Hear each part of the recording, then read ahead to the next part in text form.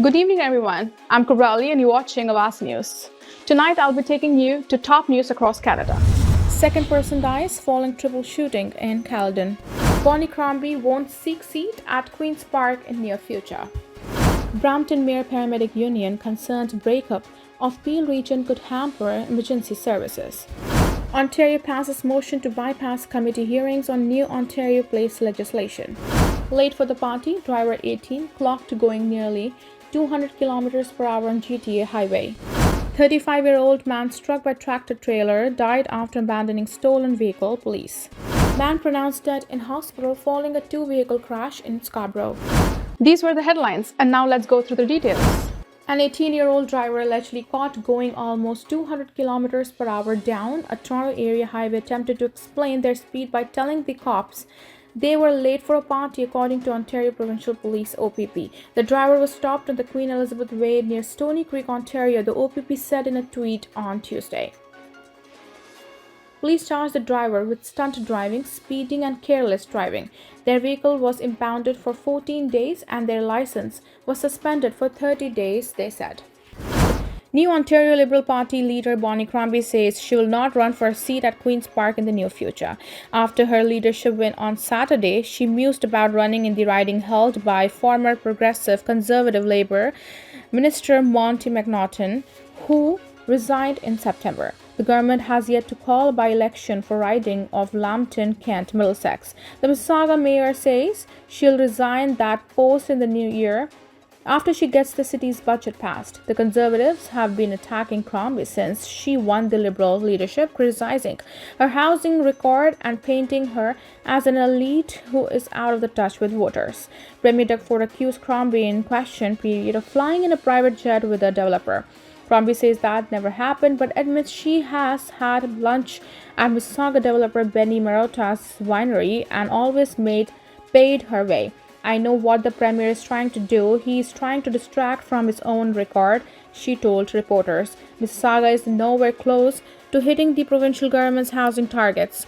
Provincial data shows the city has 2,173 housing starts in 2023, about 25% of the 8,800 goal. Municipalities who meet the targets qualify for the province's $1.2 billion housing slush fund.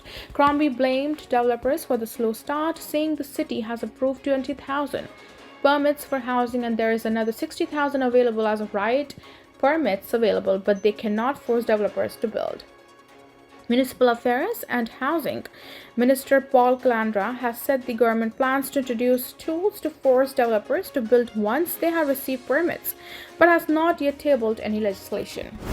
Doug Ford's Progressive Conservative government has passed a motion to bypass debate and public hearings for a bill to redevelop Ontario Place. The legislation allows the province to take control of two Toronto highways, exempts Ontario Place land from a full environmental assessment, and gives the infrastructure minister the power to issue minister zoning orders that overrides local laws. The motion that passed allows the government to skip committee hearings where the public can provide input and skips debate on the third and final reading of the bill. The province has said it must reach certain milestones on the Ontario Place redevelopment set out in a contract with private companies, and one of those deadlines is approaching at the end of the year.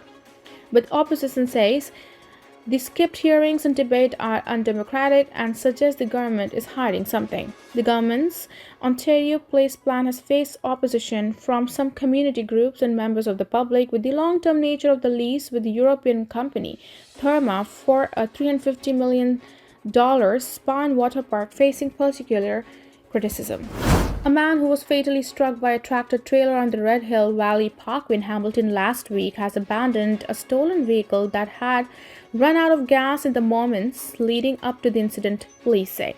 The collision took place at around 2 a.m. in the northbound lanes of Red Hill Valley Parkway, just south of Queen Elizabeth Way. Police previously said that the man had exited a vehicle and was believed to have been crossing the median when he was struck. The man, a 35-year-old Waterloo, was pronounced dead at the scene. In a news release issued on Tuesday, Hamilton police said that investigators have since determined that the pedestrian had stolen the vehicle from Kitchener earlier in the evening and abandoned it on the highway after it ran out of gas. Police said that the driver of the tractor-trailer remained on the scene and cooperated with the investigators. The Hamilton Police Collision Reconstruction Unit is continuing its investigation into the collision. The head of Peel Region's Paramedic Union and Brampton Mayor Patrick Brown are voicing concern that Ontario's plan to dissolve Peel Region could put emergency services in jeopardy. Speaking with Awaz News, Brown said that he believes paramedics when they say that the plan could put lives at risk. According to the union, recruitment was a problem prior to the announcement this year that the province plans to dissolve Peel Region. Hiring is normally done in December with new recruits starting in the spring. Peel Paramedic Union OPSEU 277 President Dave Wakely says the uncertainty created about future employment is now making that process even more difficult. Brown echoed that concern. Many of the details have yet to be hammered out though. In a statement to Awaz News, spokesperson of Minister of Municipal Affairs and Housing Paul Calandra said the Peel Transition Board continues to work with the region and lower tier municipalities on all specifics.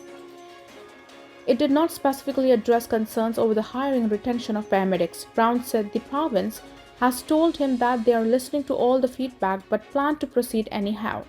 You do your homework and the homework shows that it's a bad decision, Brown said. We shouldn't be proceeding and I am going to continue to express that to my colleagues in Peel Region and the provincial government now that we have done our homework, now that we have the financial analysis, now that we have the stakeholder feedback. You'd be wrong to proceed and I hope the provincial government hears the call of paramedics, our police, our public health workers and our long-term care staff. A man has died following a two-vehicle collision in Scarborough on Tuesday afternoon. The crash happened shortly after 1 p.m. on Ellesmere Road, just east of McGavin Road. Toronto police said paramedics transported a man to the hospital with life-threatening injuries. He was pronounced dead there a short time later. Currently, eastbound Ellesmere is blocked at McCowan, while westbound Ellesmere is off limits at Parkinson Crescent. Grangeway Avenue is also blocked at Ellesmere. Police officers are at the scene helping direct traffic. Motorists should expect delays and road closures in the area, and police are urging them to consider alternative routes. The investigation is ongoing. Anyone with the information is asked to contact Toronto's Police Traffic Services Unit at 416-808-1900 or Crime Stoppers anonymously. A second person has died following a triple shooting at a home in Caledon last month. It happened at a residence on Mayfield Road just before midnight on November 20th. A 57-year-old man from Caledon was pronounced deceased on scene and two others were transported to hospital with serious injuries. One of the two victims that were transported to hospital has since been pronounced dead, police say. She has been identified as 55-year-old woman from Caledon, but her name is not being released at this time. The third victim remains in the hospital in critical condition. According to the OPP, there are multiple suspects believed to be involved in the incident who have not yet been identified. One was seen entering a black pickup truck traveling westbound on Mayfield Road. Police say that investigators believe the truck was later involved in a vehicle fire that happened near Old Baseline Road and Crateview Road. A photo of the vehicle was previously released and police are continuing to ask anyone with the footage of the vehicle to contact investigators. Investigators also say that they are still seeking footage of the scene in Caledon between the hours of 11 p.m. and 12:30 a.m. Police say that there is no imminent threat to public safety and that the investigation is ongoing. Thank you for tuning in. I'm Kubra Ali. I'll see you back tomorrow, same time, same channel. Until then, good night.